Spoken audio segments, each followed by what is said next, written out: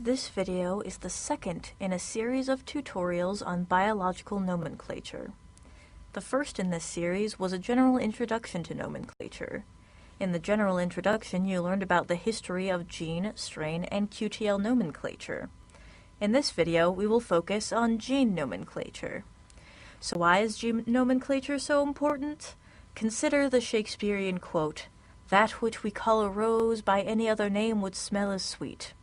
That sentiment relies on the sense of smell to correct for any error in naming of the object in question.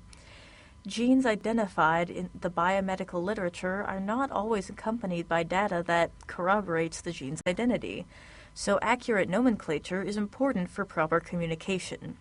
This means that in the case of genes, a gene by any other name might be a little confusing. For example, there are 4 rat genes listed in this table. Only one of them has the official symbol DBP. However, at some point in time, all of the genes have been identified by the symbol DBP. That creates a fair amount of confusion, especially with automated searches of the biomedical literature. General requirements for gene nomenclature are as follows. As much as possible, gene symbols and names should be unique within the nomenclature of a single species. Gene symbols should be between 3 and 10 characters in length, representing a short form of the gene name. Ideally, the name reflects the function of the gene product. If the gene belongs to a family of genes, the name should be consistent with the names of the other family members. Responsibility for official gene nomenclature for the various species found in scientific literature has been taken up by specific genome organizations and genome databases. Human nomenclature serves as the model for the gene nomenclature of other vertebrate species. The Hugo Gene Nomenclature Committee, or HGNC, determines official gene nomenclature for Homo sapiens, and usually the gene names for orthologs in other species is copied from the corresponding human gene.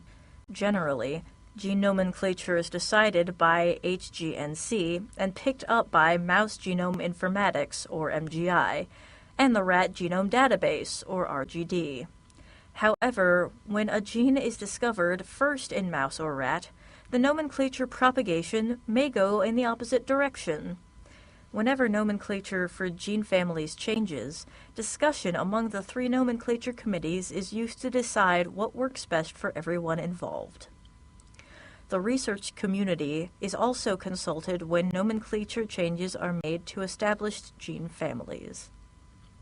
Since human nomenclature is the standard for vertebrate gene nomenclature, the process of naming genes for rat begins with determining whether or not the rat gene in question has a human ortholog. If there is a human ortholog, the identical name is assigned to the rat gene. The same symbol is assigned, but uppercase is used only for the initial letter in the rat symbol. If there is no human ortholog, but there is a mouse ortholog, the identical name and symbol is assigned to the rat gene. If there is no human or mouse ortholog, the name that represents the function of that gene product is assigned. If there is no data for the gene, a generic ID number may be assigned as the symbol. When the gene sequence is similar to another gene sequence, the assigned name may be similar to XYZ gene.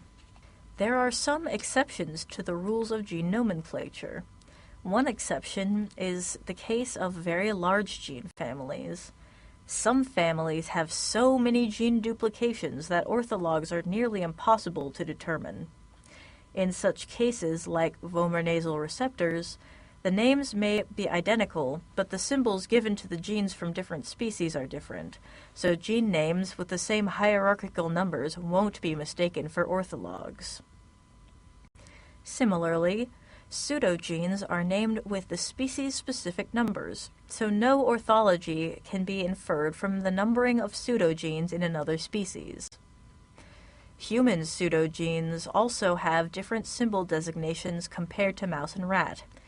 Another exception comes from the fact that human nomenclature rules allow use of molecular weight designations and gene names, while mouse and rat nomenclature rules disallow the use of molecular weight designations. So, when a human gene name contains a molecular weight designation, the mouse and rat orthologs take the human name minus the molecular weight designation. Here is the example of a translation initiation factor for which the human name contains molecular weight information, and the mouse and rat gene names have eliminated that information. RGD reviews gene nomenclature on an ongoing basis, so if you are a researcher who has discovered a new rat gene, you may submit to RGD and obtain official nomenclature for your gene before publication. Gene nomenclature rules can be found on the RGD website, MGI website, and the HGNC website. You will also find this convenient registration form on the RGD website.